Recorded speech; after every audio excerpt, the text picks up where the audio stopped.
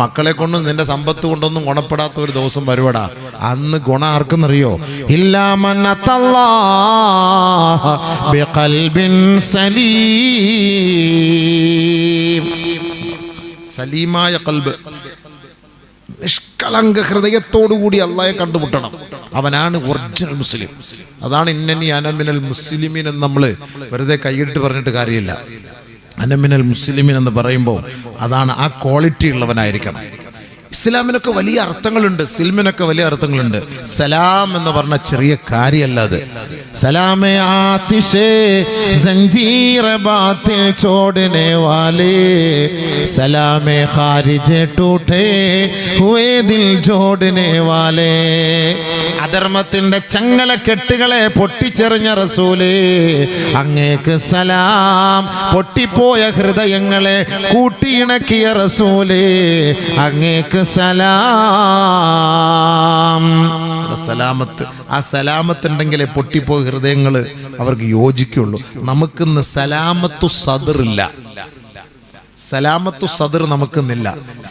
നിസ്കാരമൊക്കെ ഉണ്ടാവും, തഹജ്ജുദ് നിസ്കാരം ഉണ്ടാവും, ളുഹാ നിസ്കാരം ഉണ്ടാവും, ഇശ്റാഖ് ഉണ്ടാവും, ഓവാബീൻ ഉണ്ടാവും, എല്ലാം ഉണ്ടാവും. പക്ഷെ പള്ളിയിൽ നിന്ന് പുറത്തിറങ്ങി എൻ്റെ മുഖത്ത് നോക്കിയിട്ട് സന്തോഷത്തോടുകൂടി പുഞ്ചിരിയോടുകൂടി അസ്സലാമു അലൈക്കും യാ കോയ എന്ന് പറയാൻ ഒരുത്തനുണ്ടാവില്ല.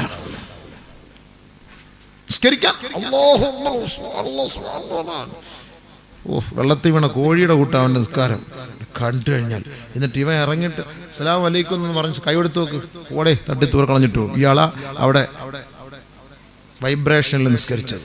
എന്താ ഫായിദ? അതുകൊണ്ട് മക്കളെ, സലാമത്തു സദർ ഉണ്ടെങ്കിലേ സലാമത്തായി വീട്ടിൽ പോകാൻ പറ്റുള്ളൂ. അല്ലാതെ നമ്മളെ യുഡായിപ്പൊന്നും അള്ളാൻ്റെ അടുക്ക് നടക്കൂല കേട്ടോ. അതാദ്യം പഠിച്ചോളി. ഇത് നമുക്കൊന്നും ആർക്കും അർഹതയില്ല. ആരാ എവിടെ എവനെ എത്തുക, ആർക്ക് കിട്ടും? നമ്മൾ ചിലപ്പോൾ പ്രതീക്ഷിക്കാത്ത ആളുകൾ അവിടെ ചാടും. നമ്മൾ വലിയ പ്രതീക്ഷയോടിരിക്കുന്നവനൊക്കെ അവിടെ ക്യൂ നിൽക്കുന്നതായിരിക്കും.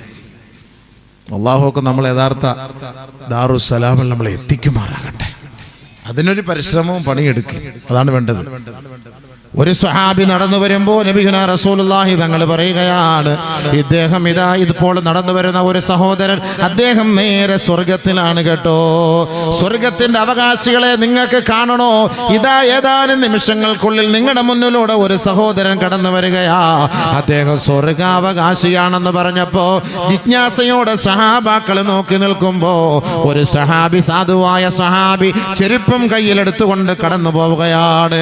വലിയ പ്രശസ്തനല്ല, പ്രഗത്ഭനല്ല, ഈ പറയപ്പെട്ട വലിയ ഇബാദത്തുദാരിയല്ല, ഒന്നുമല്ല. പക്ഷേ സാധാരണ നമ്മൾ ചെയ്യുന്നത് പോലെ പ്രവൃത്തി ചെയ്യുന്ന ഒരു മനുഷ്യനാണ്.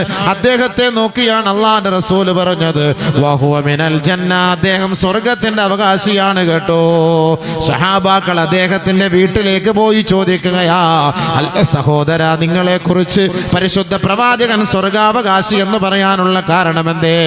ഇല്ല, എനിക്ക് നിങ്ങൾ പറയപ്പെടുന്നത് പോലെ പ്രത്യേകമായ കർമ്മങ്ങളൊന്നുമില്ല. പക്ഷേ എൻ്റെ ജീവിതത്തിൽ ഒരു കാര്യമുണ്ട്. ഞാൻ ഒരാളെ കുറിച്ചും അനാവശ്യമായി ചർച്ച ചെയ്യുകയോ ചിന്തിക്കുകയോ സംസാരിക്കുകയോ മോശമായി അവരോട് പെരുമാറുകയോ അവരെ കുറിച്ച് മനസ്സിൽ അനാവശ്യമായി കരുതുകയോ ചെയ്തിട്ടേയില്ല.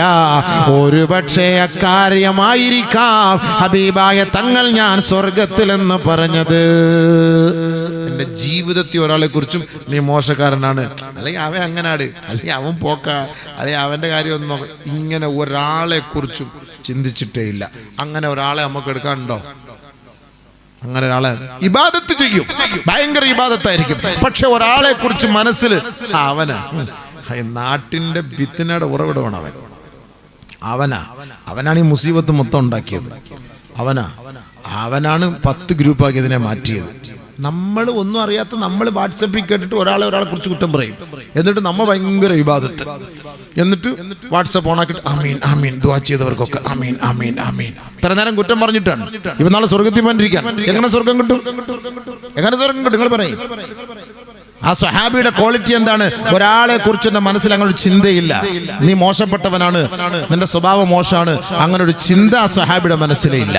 അദ്ദേഹം സ്വർഗത്തിലുള്ള നബി തങ്ങളുടെ റിസാലത്തിന്റെ നുബുവത്തിന്റെ നാവ് കൊണ്ട് പറഞ്ഞു. അങ്ങനെ ഒരാളപ്പോ നമ്മുടെ മുന്നിലുണ്ടോ? ഉണ്ടോ അബീവേ? നിങ്ങൾ തന്നെ പറയുണ്ടോന്ന്? എനിക്ക് പറയാൻ പറ്റൂല. ആരുണ്ട്? അപ്പൊ അതിന്റെ അർത്ഥം എന്താ? നമ്മുടെ കാര്യം കട്ട പോകുകയാണ്. നമ്മുടെ കാര്യം കട്ടപ്പോകയാണ്. ചോദിച്ചു അള്ളാഹുവിന്റെ അടുത്ത് പൊരുത്തം വാങ്ങിക്കോളി. അതാണ് ഈ പരീക്ഷണം വരുന്നത്. നമ്മുടെ ഖൽബ് ശരിയല്ലാത്തതുകൊണ്ടാണ് ഈ പരീക്ഷണങ്ങളൊക്കെ ഉണ്ടാകുന്നത്. ഖൽബ് ശരിയാക്കി എടുക്കുകയാണ് അല്ലാഹു തആല അതിലൂടെ. അതിനാണ് അല്ലാഹു തആല ഈ പരീക്ഷണങ്ങൾ നൽകുന്നത്. എന്തിനാണ്? കൂടുതൽ അല്ലാഹുവിലേക്ക് അടുക്കാൻ. നമ്മുടെ ദിശ വിട്ടിട്ട് നമ്മൾ ഓടുമ്പോൾ, യാത്ര ചെയ്യുമ്പോൾ യഥാർത്ഥ ദിശയിലേക്ക് നമ്മളെ കൊണ്ടെത്തിക്കുന്നതിന് വേണ്ടി അല്ലാഹു നമ്മളെ പരീക്ഷിക്കും. وما أرسلنا من نبي إلا أخذنا أهلها بالبأساء والضراء لعلهم يضرعون ولنذيقنهم من العذاب الأدنى دون العذاب الأكبر لعلهم يرجعون. الله പറഞ്ഞ വാക്കാണ്. നമ്മുടെ റൂട്ട് മാറിപ്പോകുമ്പോ യഥാർത്ഥ റൂട്ടിലേക്ക് നമ്മെ അടുപ്പിക്കുന്നതിന് വേണ്ടി അല്ലാഹു റബ്ബുൽ ഇസ്സത്ത് നമുക്ക് ചെറുതും വലുതുമായ പരീക്ഷണങ്ങൾ നൽകുമത്രേ. വലനുദീഖന്നഹും മിനൽ അദാബിൽ അദ്നാ ദൂനൽ അദാബിൽ അക്ബർ ലഅല്ലഹും യർജിഊൻ. നിങ്ങൾക്ക് യഥാർത്ഥ ദിശയിലേക്ക് മടങ്ങണ്ടേ? നിങ്ങളിപ്പോൾ ഇട്ടിരിക്കുന്ന മാപ്പ് ശരിയല്ല കേട്ടോ. ആ ഗൂഗിൾ മാപ്പ് നിങ്ങളെ കുളത്തിൽ കൊണ്ടുപോയി ചാടിക്കും കേട്ടോ. യഥാർത്ഥ ദിശയിലേക്ക് മടങ്ങണേ. അത് കുറച്ച് ത്യാഗമാണ്, കുറച്ച് പരിശ്രമമാണ്, കുറച്ച് വേദനയാണ്, കുറച്ച് കണ്ണുനീരൊലിപ്പിച്ചാലല്ലാതെ ആ യഥാർത്ഥ ദിശയിലേക്ക് വരാൻ കഴിയില്ല കേട്ടോ. അതുകൊണ്ട് അല്ലാഹു റബ്ബുൽ ഇസ്സത്ത് ഇടയ്ക്കിടയ്ക്ക് നമ്മെ പരീക്ഷിക്കുന്നത് ലഅല്ലഹും യർജിഊൻ, അവനിലേക്ക് മടങ്ങി അവനെ നമ്മളൊന്ന് വിളിക്കാൻ വേണ്ടിയത്രേ. ഈ അടുത്ത ദിവസങ്ങളിൽ നമ്മൾ ദുആ ചെയ്തതുപോലെ ദുആകൾ ഈ 37-40 ദിവസമായി പശ്ചിമേഷ്യയിലെ കുരുന്നു മക്കളെ കുരുതി കൊടുക്കുന്നത് കണ്ടിട്ട് ഓരോ മുക്കിലും മൂലകളിലും ദുആയോടെ ദുആയല്ലേ. ഈ സംഘർഷം ഉണ്ടാകുന്നതിന് മുമ്പ് ഇതേപോലെ നമ്മൾ പൊട്ടിക്കരഞ്ഞ ദുആ ചെയ്തിട്ടുണ്ടോ? ആര് ചെയ്തു? എന്തെങ്കിലും ഒരു ദുആ ചെയ്യണമെങ്കിൽ ഒരു മുസീബത്ത് വരണം. മുസീബത്ത് വരാതെ ദുആ ആർക്കില്ല. വാപ്പ സുഖമില്ല, ആരോഗ്യദൃഢഗാത്രനായി വർഷങ്ങളായി നടക്കുന്ന ഉപ്പ, ഒരു കുഴപ്പവുമില്ല, മക്കൾ ദുആ ചെയ്യുന്നില്ല, ആ പിതാവ് ദുആ ചെയ്യുന്നില്ല. ഇതാ വാപ്പ ആശുപത്രിയുടെ ICUവിലാണെന്ന് കേട്ടപ്പോ മക്കള് ദുആയാണ്, സദസ്സിന് ദുആയാണ്. കാരണം എന്താണ്? ആ പിതാവിനൊരു മുസീബത്ത് ബാധിച്ചിരിക്കുകയാ. അല്ലാ, ആ മുസീബത്തിൽ നിന്ന് എൻ്റെ ഉപ്പയെ രക്ഷിക്കണേ. ഭക്ഷണം വേണ്ട, വെള്ളം വേണ്ട, ICUവിന്റെ മുന്നിലിരുന്ന് കണ്ണീരോടെ ദുആയാണ്. ഡോക്ടർമാര് വന്ന് പറയുന്നു, വൈദ്യ ഗവേഷകർ വന്ന് പറയുകയാണ്, ഞങ്ങളെ കൊണ്ട് ചെയ്യാവുന്നതിലപ്പുറം ഞങ്ങൾ ചെയ്തു കഴിഞ്ഞു, ഇനി ഞങ്ങളുടെ കയ്യിലൊന്നുമില്ല, നിങ്ങൾക്ക് നിങ്ങളുടെ നാഥനിലേക്ക് സകലവും സമർപ്പിക്കാം, ദൈവത്തോട് പ്രാർത്ഥിക്കണേ എന്നവർ കൈമലർത്തിക്കൊണ്ട് പറയുമ്പോ അവസാനമായി നമ്മൾ മടങ്ങുന്നത് ലഅല്ലഹും യർജിഊൻ. പെട്ടെന്ന് വാട്സപ്പ് ഓൺ ആക്കിയിട്ട് എല്ലാ ഉമറാക്കളുടെ ഗ്രൂപ്പിലേക്കും വിടും. പിന്നെ സഹോദരന്റെ വാപ്പ ICUവിലാണ്, ദുആ അല്ലാതെ മറ്റൊന്നുമില്ല കേട്ടോ. അതുകൊണ്ട് നിങ്ങൾ ആത്മാർത്ഥമായി ഒന്ന് ദുആ ചെയ്യണേ. അതുവരേക്കും ദുആ ഇല്ല.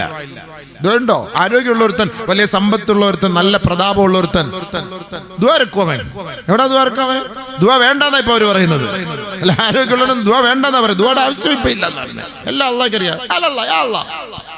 അള്ളാഹ് അറിയാം. പിന്നെ എന്തിനാ ഇപ്പൊ മോങ്ങുന്നത്? NRC വന്ന് എല്ലാത്തിനും ഇവിടെ അടിച്ചു മാറ്റാൻ പോയപ്പോ മോങ്ങിയത് എന്തിനാ? എന്തോരം മോങ്ങുന്നു എല്ലാവരും. കൊറോണ വന്നപ്പോ എന്താ മോങ്ങിയത്? ഭയങ്കര കരച്ചില്. അള്ളാഹുവിന്റെ റസൂൽ അതുകൊണ്ട് ആഫിയത്തുള്ളപ്പം തന്നെ മോങ്ങാൻ പറഞ്ഞിട്ടുണ്ട്. നല്ലപോലെ ഇരുന്ന് മോങ്ങടാ. ആഫിയത്തുള്ളപ്പം മോങ്ങ. പടച്ചവനെ എൻ്റെ ഈ ഊർജ്ജം, എൻ്റെ ഈ ഓജസ് തേജസ് നീ തകർത്ത് കളയല്ല അല്ലാ. അല്ലാഹുമ്മ ആഫിനി ഫി ബദനി, അല്ലാഹുമ്മ ആഫിനി ഫി ബസരി, അല്ലാഹുമ്മ ആഫിനി ഫി സമഇ, ലാ ഇലാഹ ഇല്ലാ അൻത. രോഗം വരുമ്പോഴല്ല ദുആ ചോദിക്കേണ്ടത്, രോഗം വന്നതിന് ശേഷമല്ല അല്ലാഹുവിനോട് ആഫിയത്ത് ചോദിക്കേണ്ടത്.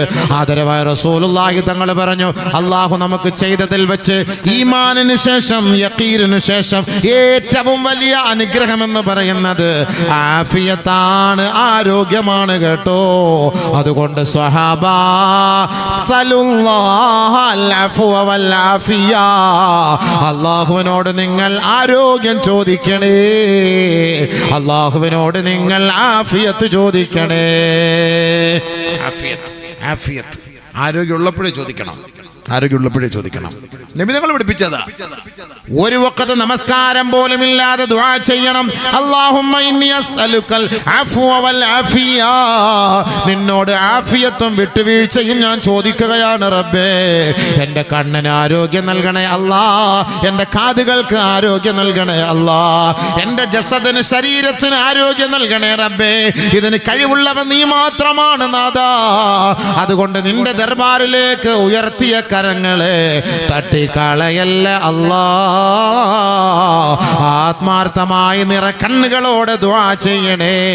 ലോകത്തിന്റെ നേതാവ് എന്നേ നമ്മളോട് പറഞ്ഞ സത്യമാണ്. അതിൽ നിന്ന് മനുഷ്യൻ മറന്നു പോകുമ്പോ, അധികാരത്തിന്റെയും അഹങ്കാരത്തിന്റെയും കൊടുമുടിയിൽ വിരാജിക്കുമ്പോ, പടച്ച തമ്പുരാൻ പരീക്ഷണങ്ങളുടെ പേമാരി അവനിലേക്ക് അയക്കുമ്പോ അവൻ മടങ്ങുകയാണ്, റബ്ബിലേക്ക് മടങ്ങുകയാണ്. ആധുനിക സംവിധാനങ്ങളൊന്നും അവനെ രക്ഷപ്പെടുത്താനില്ല. അവസാനം അവന്റെ മടക്കം ഇലല്ലാ, അല്ലാഹുവിലേക്കല്ലാതെ അവന് മടക്കമില്ല കേട്ടോ. ശരിയല്ലേ? ആരോഗ്യമുള്ളവൻ മിണ്ടൂല, ആരോഗ്യം ഇല്ലാതെ വരുമ്പം അവൻ വിളിക്കുന്ന ആരെ? അവൻ വിളിക്കുന്നത് ആരെ? ഡൽഹി പോലീസ് പോലും ഇപ്പൊ ദുആയെ പേടിച്ചു പോയി. ഡൽഹി പോലീസ് പോലും ദുആയെ പേടിച്ചു.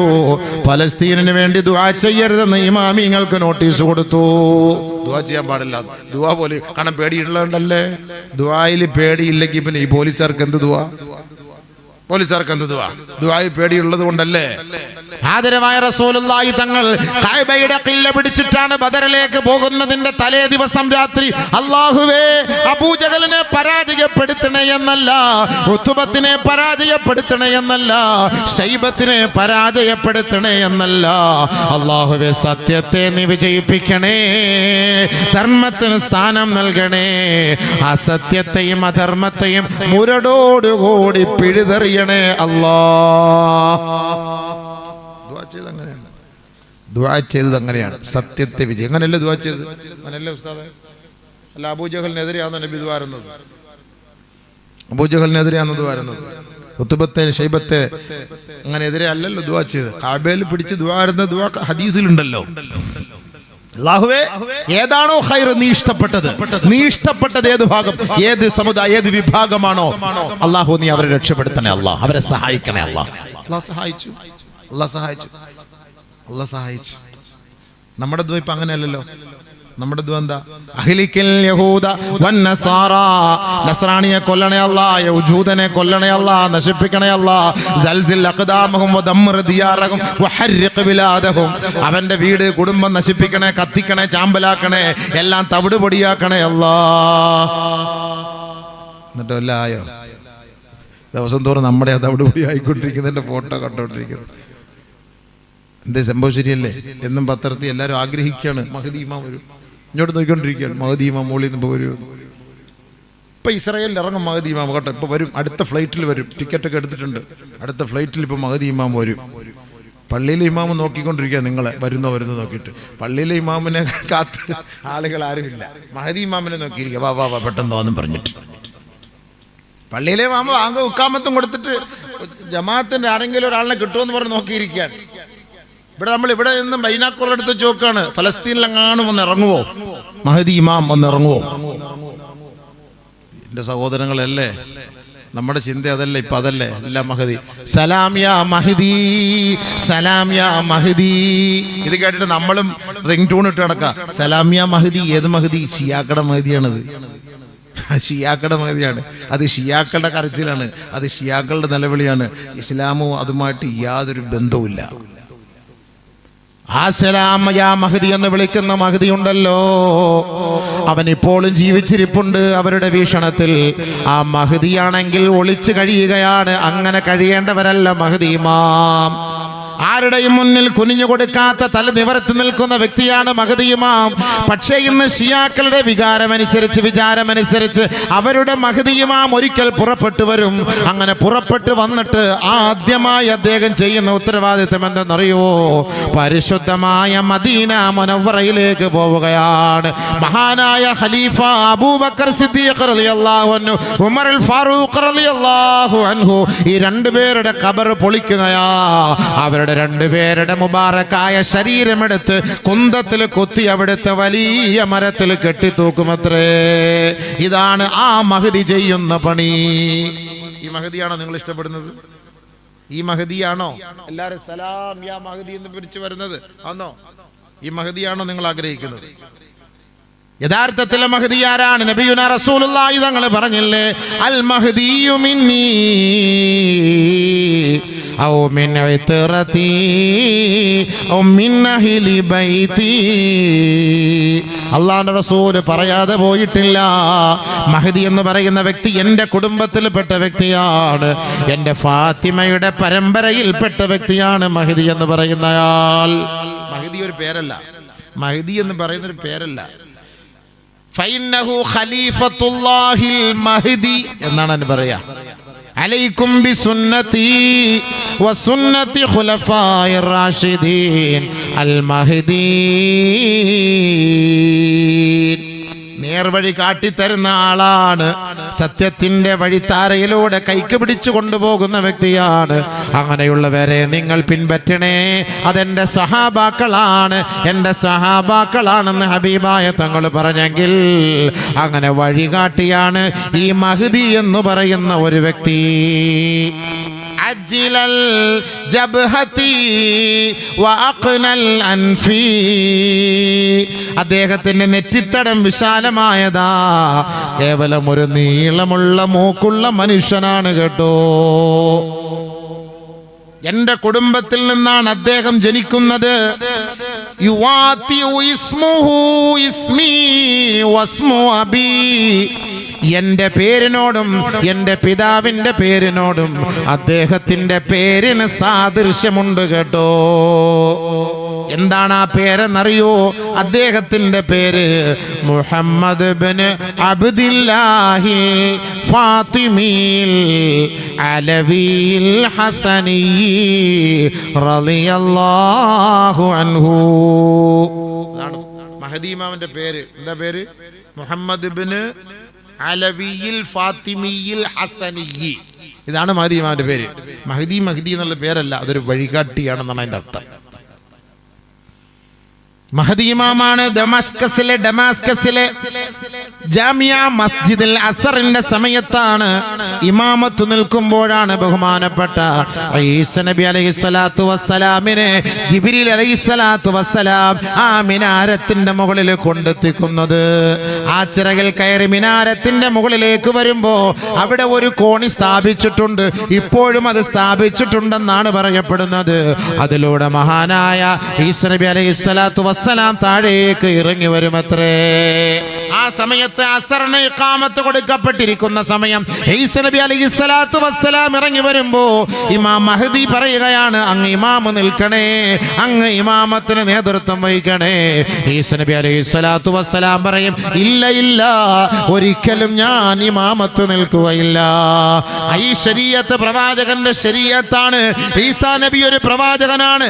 ആദരവായ റസൂലുള്ളാഹി സ്വല്ലല്ലാഹു അലൈഹി വസല്ലമ തങ്ങൾ ഈ ലോകത്ത് വന്നതോടുകൂടി ഈ പ്രവാചകന്റെ ഈ ശരീഅത്തോടുകൂടി അവസാനിക്കുകയാണ്. ഇനിയൊരു പുതിയ ശരീഅത്തിന് ഉടലെടുക്കുകയില്ല, തുടക്കം കുറിക്കപ്പെടുകയില്ല.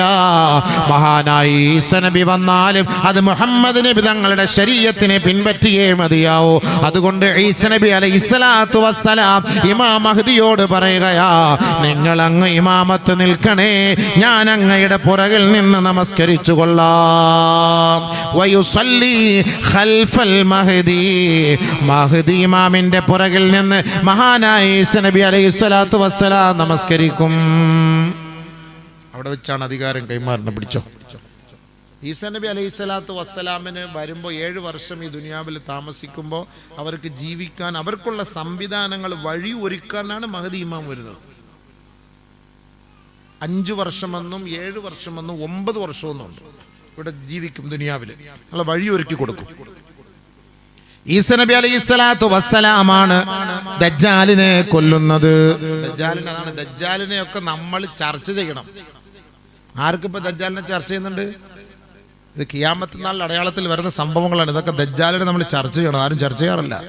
അതുകൊണ്ടാണ് നിസ്കാരത്തിൽ മസീഹ് ദജ്ജാൽ അല്ലാഹുമ്മ ഇന്നി അഊദു ബിക മിൻ അദാബിൽ ഖബ്രി വമിൻ അദാബിൻ നാരി വമിൻ ഫിത്നത്തിൽ മഹ്യാ വൽ മമാത് വമിൻ ഫിത്നത്തിൽ മസീഹ് ദജ്ജാൽ. മസീഹ് ദജ്ജാലിന്റെ ഫിത്നയിൽ നിന്ന് ഞാൻ അല്ലാഹുവേ നിന്നോട് കാവൽ തേടുന്നു. എന്തിനാ അത് കാവൽ തേടുന്നറിയോ? നിസ്കാരത്തിൽ എന്തിനാ കാവൽ തേടുന്നറിയോ? അതാണ് ഇസ്ലാമിന്റെ വേഷം ധരിച്ചിട്ട് മുനാഫിഖീങ്ങളായ മുനാഫിഖത്തുകളായ ആണും പെണ്ണുങ്ങളും ഈ ദുനിയാവിൽ കോലം കെട്ടി ജീവിക്കുന്ന ഒരു കാലം വരുമെന്ന് ഹബീബായ തങ്ങൾ പറഞ്ഞുവെങ്കിൽ ആ മുനാഫിഖീങ്ങളായ കാപഢ്യത്തിന്റെ വേഷത്തിന്റെ ഉടമകളായ നാമധാരികളായ മുസ്ലിം സമുദായമുണ്ടല്ലോ, ദജ്ജാലിന്റെ വരവോടുകൂടി അവർ മദീനയിലേക്ക് ഒളിച്ചു നിൽക്കുമത്രേ. മദീനയിലേക്ക് അവർ കയറും, മദീനയിലേക്ക് ചാടിക്കയറും. ഒളിച്ച് കാരണം എന്താ? ദജ്ജാല് 3 സ്ഥലത്ത് വരൂല. മക്കയിലും മദീനയിലും ബൈത്തുൽ മുഖദ്ദസിലും ദജ്ജാൽ വരൂല. അപ്പൊ ദജ്ജാലിന്റെ പിടുത്തത്തിൽ നിന്ന് രക്ഷപ്പെടാൻ വേണ്ടി മുനാഫിഖീങ്ങളായ മുസ്ലിമീങ്ങൾ പലസ്തീനിന് വേണ്ടി കണ്ണുനീരൊരുക്കും. ജീവിതത്തെ സംസ്കരിച്ചിട്ടില്ല. ജമാഅത്ത് നിസ്കാരത്തിൽ പങ്കെടുക്കൂല, ഫർള് നിസ്കരിക്കൂല, ഖുർആൻ ഓതിട്ടില്ല. ഫലസ്തീനിന്റെ ഐക്യദാർഢ്യയുടെ മസിൽ പവർ കാണിക്കലാണ് ഫലസ്തീനിന്റെ ഐക്യദാർഢ്യം. ഇവന്റെ പറച്ചിൽ കേട്ടുകഴിഞ്ഞാൽ ഇപ്പൊ ഇവൻ പോയി അമ്മാസിന്റെ കൂട്ടത്തിൽ അവിടെ ചേരുന്ന ഒരു മട്ടിലാണ് ഇവന്റെ ആ ഇൻകുലാബ് വിളി കണ്ടാല് എന്തായാലും ചെയ്യാൻ പറ്റും നമുക്ക്. ശരി, ഇനിയിപ്പോ നമ്മുടെ ഗവൺമെന്റ് ഒരു തീരുമാനം എടുക്കുന്ന ചൊല്ലി ഹമാസിന് വേണ്ടി പോകാൻ ആളുകളെ ക്ഷണിക്കുന്നു എന്ന് പറഞ്ഞാൽ ഈ പറയുന്നവരെല്ലാം പോവോ? അങ്ങനെ എങ്ങാണ് ഒരു റിപ്പോർട്ട് വന്നാൽ പോവോ സുഹൃത്തുക്കളെ? ഇവിടെ കിടന്ന് നമ്മൾ ഇൻകുലാബ് സിന്ദാബോ ഒക്കെ വിളിക്കും. അതൊക്കെ വിളിക്കാനൊന്നും ഒരു കുറവില്ല. അതൊക്കെ ഒക്കെ വിളിക്കും.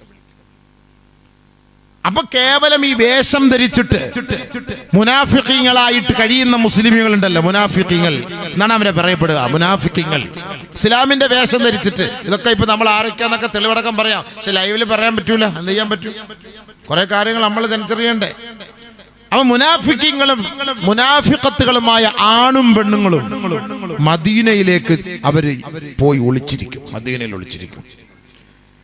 മദീന അള്ളാരെ ഇത്ര നാള് അള്ളായെ പൊട്ടനാക്കിയിട്ട് ചാവാറായപ്പം ഫിത്നയും ഫസാദും വന്നപ്പം ദജ്ജാലിന്റെ വരവ് കണ്ടപ്പം നീ ആ ദജ്ജാലിനെ പിടിച്ചിട്ട് നിന്നെ പിടിക്കൂലെന്നും കരുതിയിട്ട് മദീനയിൽ പോയി നീ ഒളിച്ചിരിക്കാൻ പോകുന്നു ഇല്ലേ?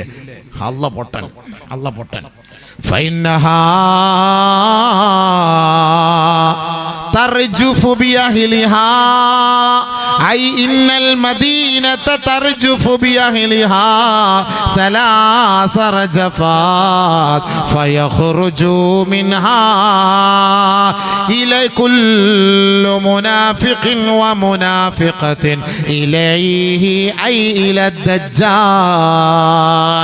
മദീനയിലേക്ക് ഒളിച്ചിരിക്കുന്ന ഓരോ കാപഢ്യത്തിന്റെ ഉടമകളായ നാമധാരികളായ മുസ്ലിം സഹോദരങ്ങളെ കൊണ്ട് മദീന കിടുകിട വിറയ്ക്കുകയാണ്. ഫഇന്നഹാ തർജുഫു ബിഅഹ്ലിഹാ 3 റജഫാത്. 3 പ്രാവശ്യം മദീന കുലുങ്ങുമത്രേ. 3 പ്രാവശ്യം കുലുങ്ങും. ഭൂകമ്പം കുലുക്കല്ല. ഈ മുനാഫിഖീങ്ങൾ അപ്പോൾ പേടിക്കും. ഒളിച്ചിരിക്കുന്ന മുനാഫിഖീങ്ങൾ അവിടെ നിന്ന് പുറപ്പെടും. യഖ്റുജു ഇലൈഹി, ദജ്ജാലിന്റെ വായിലേക്കാണ് അവർ പോവുക. ഉടനെ ദജ്ജാൽ അവരെ കയറി പിടിക്കുകയാണ്.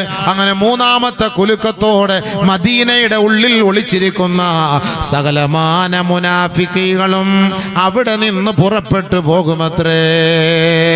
അതുകൊണ്ട് ദജ്ജാൽ വരുമ്പോ അവനെ പേടിച്ചിട്ട് ബൈത്തുൽ മുഖദ്ദസിലോ മദീനയിലോ മക്കയിലോ ഒളിക്കാമെന്ന് കരുതണ്ട കേട്ടോ.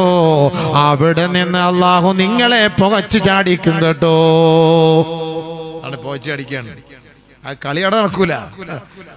കളിയൊന്നും അള്ളാഹ് അവിടെ നടത്തൂല.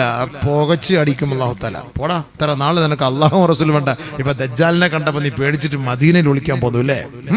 അങ്ങനെ ദജ്ജാലിന്റെ വാതിലേക്ക് വരും. ദജ്ജാൽ അവനെ പിടിച്ച് നരകത്തിൽ എറിയും. തീർന്നു. ആ ദജ്ജാലിനെ കൊല്ലാൻ സഹായിക്കും ഇമാം മഹ്ദി. വയുസാഇദുഹു അലാ ഖത്ലി ദജ്ജാൽ. ദജ്ജാലിനെ കൊല്ലാൻ മഹ്ദി സഹായിക്കും. എവിടെ വെച്ച്? ഇലാ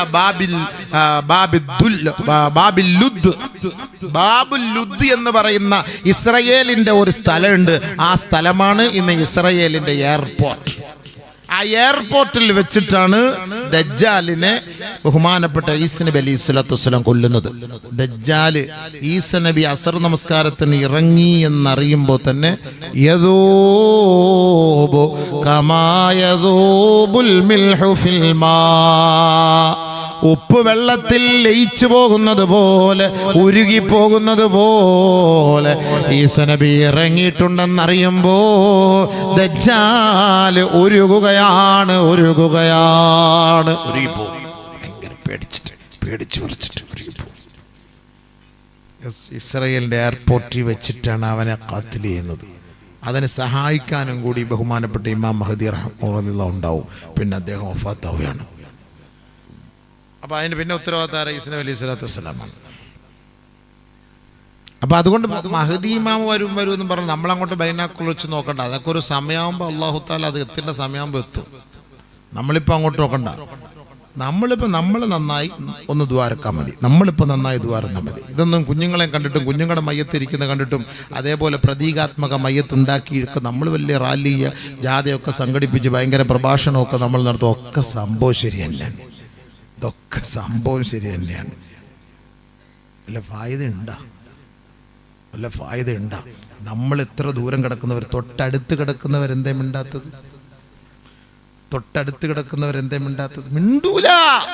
മിണ്ടൂലാന്ന് നബി പറഞ്ഞ വാക്കാണ്. ഈ യുദ്ധം നിർത്തണേ എന്ന് ഒരാൾ പോലും പറയൂല കേട്ടോ. അത് നിങ്ങൾ പ്രതീക്ഷിക്കേണ്ട സ്വഹാബ. ഒരറബികളും അതിനെക്കുറിച്ച് ചർച്ച ചെയ്യുക പോലുമില്ല. പേടിക്കേണ്ട, അന്നും പറയൂല. അവരൊക്കെ പറയൂ, നിങ്ങൾ പ്രതീക്ഷിക്കേ വേണ്ട. എന്നൊരു വാക്ക് പോലും നിർത്തോ, യുദ്ധം നിർത്ത് എന്ന് പറയാൻ ഒരാളുണ്ടാവൂല. ആരിലുണ്ടോ? ഉണ്ടെന്ന് പറയും. പറഞ്ഞിട്ട് പിന്നെ അത്യാവശ്യമുണ്ടോ? മനസ്സിലായില്ലേ? ഒരാളുണ്ടാവില്ല. ഹബീബായ തങ്ങൾ പറഞ്ഞത് സംഭവിക്കേണ്ട ഹബീബെ, സംഭവിച്ചല്ലേ പറ്റുള്ളൂ. നമ്മളിപ്പോൾ വിഷമിച്ചൊരു കാര്യമുണ്ടോ? ഇതൊക്കെ അള്ളാഹുവിൻ്റെ ഒരു തീരുമാനമാണ്. സ്വർഗത്തിലേക്കൊക്കെ കുഞ്ഞു മക്കളെ വേണ്ടേ?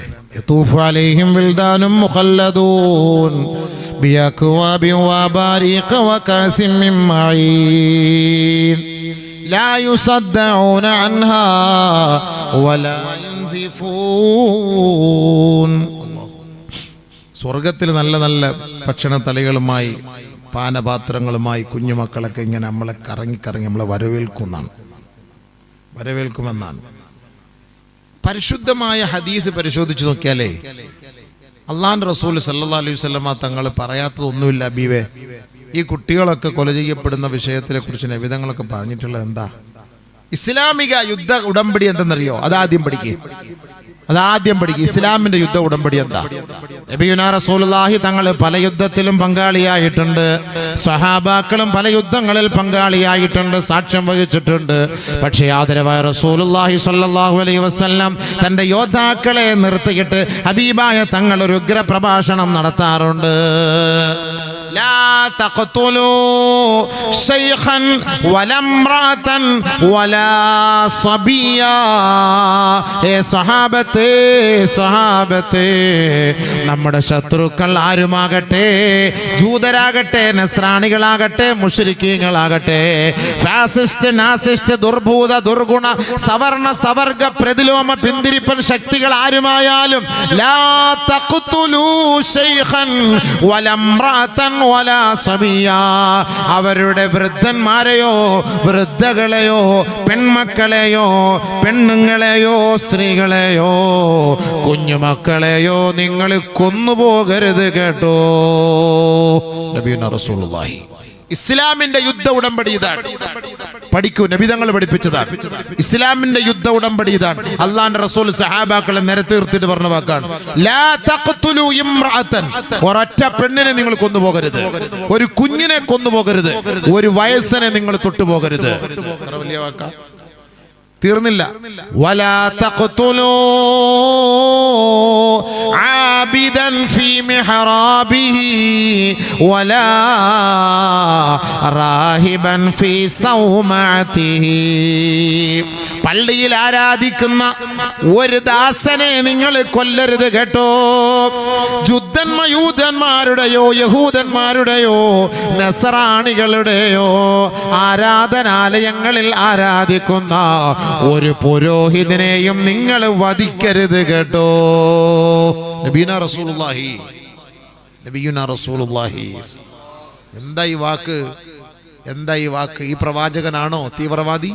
ഈ സമുദായമാണോ തീവ്രവാദി? സഹാബാക്കൾക്ക് എന്താ കൊന്നൂടായിരുന്നു ജൂതന്മാരെ? ഇബാദത്ത് ചെയ്യുന്ന ആരാധിക്കുന്ന ഒരു പുരുഷനെയും കൊല്ലരുത്. അത് ക്രിസ്ത്യാനിയാകട്ടെ, അത് ജൂതനാകട്ടെ, ആരും ആകട്ടെ, കൊല്ലാൻ പാടില്ല. അവൻ ആരാധിക്കുന്നവനാണ്, അവനെ കൊല്ലരുത്. എത്ര വലിയ വാക്കാണ്! തീർന്നില്ല. ലാ തഖ്തുലൂ ശാബൻ മാദാമ ലാ യഹ്മിലു സിലാഹ്. ആയുധമില്ലാതെ നിന്റെ മുന്നിലേക്ക് പാഞ്ഞു വരുന്ന ചെറുപ്പക്കാരൻ നിന്റെ വിരോധിയായിരിക്കാം. സഹാബത്തെ, അവരെ നിങ്ങൾ തൊട്ടുപോകരുത്, കൊന്നുകളയരുത് കേട്ടോ. ആയുധമില്ലാതെ നിരായുധനായി സഹാബാക്കളുടെ മുന്നിലേക്ക് അടുത്തു വരുന്ന ഒരു വിരോധിയാകട്ടെ, ഒരു പ്രതിയോഗിയാകട്ടെ, അവരെ കൊല്ലരുതേ എന്ന് ആദരവായ ഹബീബായ ഷഫീയായ റസൂലുള്ളാഹി സ്വല്ലല്ലാഹു അലൈഹി വസല്ലം. അല്ലാഹുവിന്റെ റസൂലിന്റെ വാക്ക ഇതൊക്കെ ചെറിയ കാര്യമാണ്. ഇത് യുദ്ധ ഉടമ്പടി, ഇസ്ലാമിന്റെ യുദ്ധ ഉടമ്പടി. എന്നിട്ട് ഇസ്ലാമിനെ കുറ്റം പറയാണ് അല്ലേ? ഇസ്ലാമിന്റെ യുദ്ധ ഉടമ്പടിയാണിത്. തീർന്നില്ല നബി സല്ലല്ലാഹു അലൈഹി വസല്ലം, തീർന്നില്ല. വലാ തജഹസൂ ബിഖതീൽ. ആദരവായ റസൂലുള്ളാഹി സ്വല്ലല്ലാഹു അലൈഹി വസല്ലമ തങ്ങൾ പറയുകയാ, മൃതദേഹങ്ങൾ നിങ്ങൾ വികൃതമാക്കരുത് കേട്ടോ. പരുക്കുപറ്റി കിടക്കുന്നവരെ നിങ്ങൾ കൊല്ലരുത് കേട്ടോ. വലാ തഖ്തുലൂ അലാ ജരീഹ്. ഗുരുതരമായി പരിക്ക് പറ്റി യുദ്ധരണാങ്കളത്തിൽ കിടക്കുന്ന, ആ യുദ്ധക്കളത്തിൽ കിടക്കുന്ന ഒരു വ്യക്തിയെ നിങ്ങൾ കണ്ടാൽ സഹാബ, അവനെ കൊല്ലരുതേ, അവന്റെ കഥ കഴിക്കരുതേ. ഇനി യുദ്ധത്തിൽ ചത്തുപോയ ഒരു മൃതശരീരത്തെ നിങ്ങൾ അപമാനിക്കരുതേ. നബിയുനാ റസൂലുള്ളാഹി